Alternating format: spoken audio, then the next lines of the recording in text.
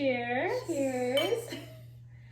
Okay, so now that you has released the third season, and you've now seen Gossip Girl for the first time. Just a couple weeks ago. Just a few weeks ago. I think it's time to address the odd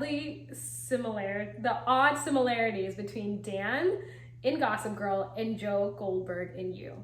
On Netflix. Which is surprisingly many. Yeah. Spoiler alert if you haven't seen You, and spoiler alert if you haven't seen Gossip Girl, which is like a very old show. So we're gonna try to keep it general though, and not too specific, because if anyone's like me, you should watch Gossip Girl. It's definitely a moment in time. It is a moment. I mean, the BlackBerry, the blogs, everything. It's just perfect. It's just Serena getting so mad at a picture she throws in the trash instead of deleting it. Yeah. Okay. As someone who watched You first and then went back to Gossip Girl, how did you feel about Penn Badgley, as an actor, and then how did you feel about Dan in Gossip Girl? Okay.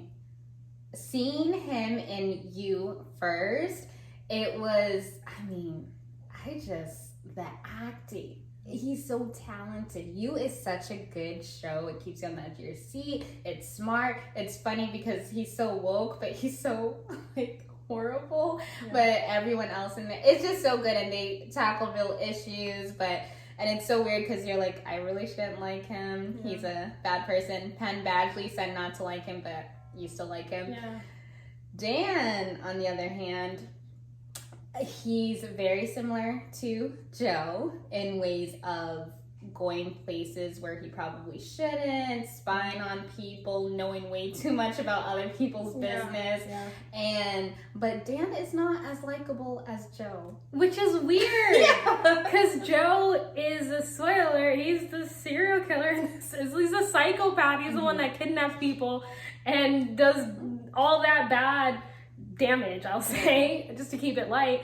And Dan, I think, is the way they frame it in Gossip Girl, I think you're supposed to want to root for him. He's the underdog, the broke person from Brooklyn. With a very holier-than-thou attitude. Yes. Yeah. So, initial similarities that I see, of course, they're both into art. They're both really pretentious and love books and shame you for liking popular books. And if you read it all, and if you don't read, oh my goodness. Yeah. If you're into Instagram, you're the worst, So they are both the same in that. They're very pretentious, very artsy type people, and I'm different from everybody. Like, they love being different.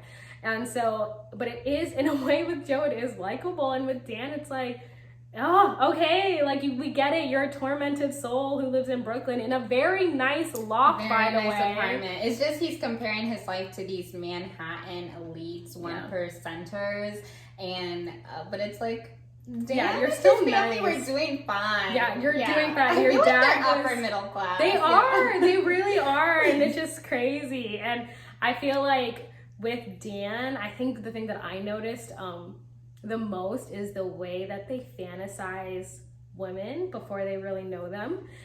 And so both Dan and Joe, obviously that's Joe's whole thing. I mean, people make jokes about it all the time, like, oh, you probably do this and you're probably like this, and that's Joe's thing. He just imagines the person and studies them before he actually gets to know them.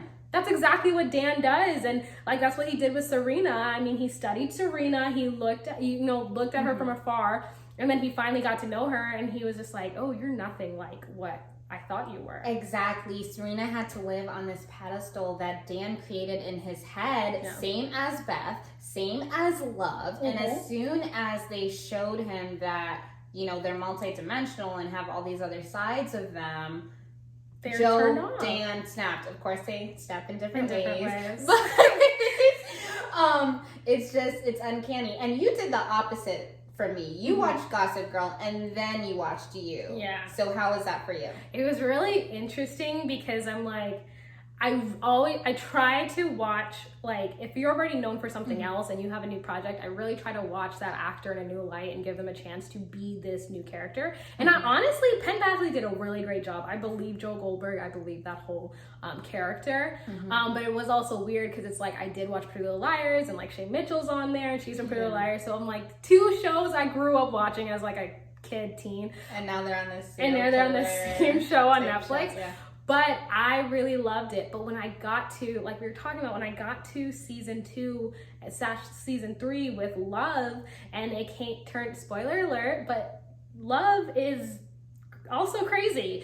And when which should be his perfect match. it should be. I mean, she did everything she could so that she could still be with, I want to say Dan, still be with Joe. And that's exactly what Joe does. They should be perfect for each other. But Joe had this idea in his head of what love is and what love should be. And he didn't like it when he found out that's not who she is. Same with Dan, with Serena. Exactly. It's so crazy how similar they are and how different at the same time. Yeah. But I love it. And one thing, not defending Joe in any way, he is horrible, but Joe at least was surprised by Love. But what made me really mad about Dan is sometimes when Serena would go to her parties or she would talk about her friends, and Dan would be so mad about that because he's like, we just lived 2 different lives. It's like, Dan, you fell in love with her when she was going to those elite parties, when she was around her elite friends who you despise. It's like, what do you want? You know, exactly. She can't be this perfect person you fell in love with, but when she does do those things that you did fall in love with, now you're mad at her. Right. It's just, they really there's don't no know. winning for Serena. Right. And I think that both Dan and Joe from You and Dan from Gossip Girl have this storybook picture of how love should be, how romance should be in their head because of all their pretentious books that they read.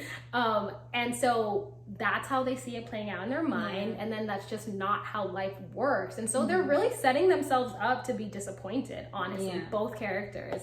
And so that's just, it was just so, it's cool to watch. And then I loved watching Gossip Girl 2 with you and rewatching it because it's just like, wow, this is just, Dan, I'm sorry, is like 5 steps away from becoming Joe. Yeah. Because, I mean, Dan, yes, not only was he following Serena, but I mean, it turns out that he was Gossip Girl this whole... That huge spoiler. Huge spoiler, but we gave it a warning. Yeah, in the beginning. Yeah. But Dan turned out to be Gossip Girl this whole time. So he's been the one exposing the stories, stalking people, taking in tips, and all this stuff from the beginning. And it's like, he is literally just one psychotic nerve away from being Joe Goldberg. Exactly. And this is why I don't blame Blair for being so mad at Dan, because that's why Dan had to marry Serena, because Serena found it funny that he was Gossip Girl. Also, Serena was Gossip Girl for a short time, like a very short time.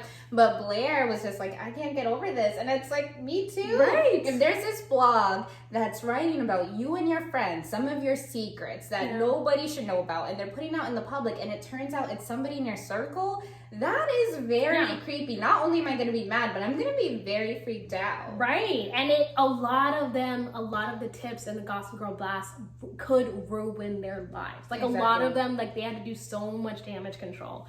And that's not too far off from Joe. And Dan always justified it in his head. Same as Joe. There was always a kill for a reason, as opposed to Love, who he couldn't get on board with. He felt like the things she did weren't for a reason. So it's like Joe was a serial killer, justified that.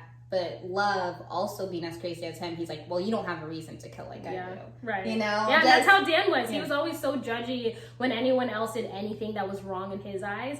But meanwhile, he's been Gossip Girl this whole time. Like, both of them, it's so funny. Different writers, different shows, completely different concepts. But it was really cool to watch both of them. I'm really glad that Penn Badgley was able to, like, portray such really iconic characters. And about Penn Badgley, and lastly, I want to close on, you called this because you said Dan is Joe. Yeah. Just the second I saw you. Yeah. The second you saw you. And then Penn Badgley also admitted and said, Joe is Dan with a knife. So basically, the actor seconds our opinion. Yeah. Tell us what you think in the comments, please.